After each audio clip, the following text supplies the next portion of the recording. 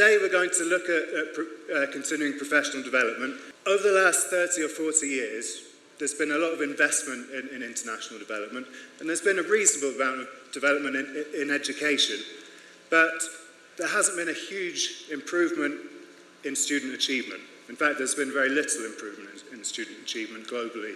There's a recognition of this, and big organisations like UNESCO and various other development agencies are really now starting to focus on education.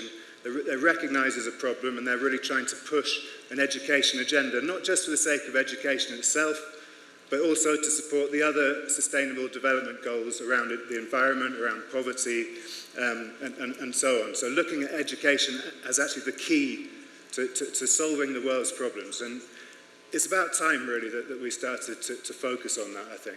Their job is to try to persuade both donors and national governments to invest more in education. Most of the things that influence student achievement are a little bit outside of our control. There are things like student characteristics, prior attainment, other out-of-school influences. Certainly, as an education system, we can do our best to support those outside influences, but we can't do that much to control it. The biggest thing we can influence is teacher effectiveness. I'll show you some stats that show what difference between having a good teacher and an underperforming teacher can have on children. It's down to luck. You might send your child to the best school in the country, and they might get a great teacher and do really well.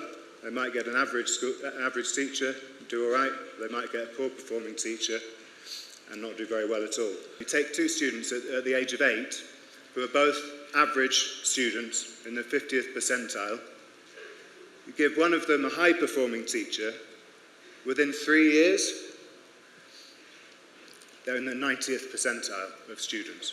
So in the top 10% of students having been average students. However, with a low-performing teacher, it goes down to the 37th percentile. How do we close that gap? How do we make sure that teachers are all performing to the best of their abilities? Well, traditionally, in the past, the way of learning to teach was to go to a pre-service training college, learn to teach, and then go and teach. Or to go to university, learn a lot about a subject, and then go and teach. This is also Hattie's research. He's shown that through a number of studies across a number of countries, that after a year of teaching, it makes very little difference whether you've been to pre-service training or not.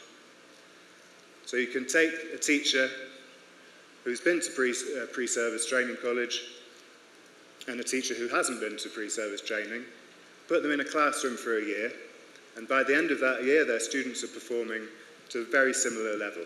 And the idea is that by 10,000 hours in anything, you can become an expert. Unfortunately, for teaching, it doesn't seem to work quite like that.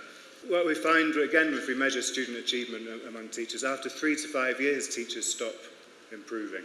And we should all be, as teachers, thinking about what the needs of our students are, what our needs are as teachers, as opposed to studying, just studying. Collaborating with other professionals is possibly the single most important thing in achieving success in professional development. Engaging with people from outside your institution. Not getting stuck into the routine, I suppose, is the point here, and having some outside influences. Mentoring and coaching, again, a bit like the collaboration thing. Having someone to talk to, having someone to bounce ideas off and so on.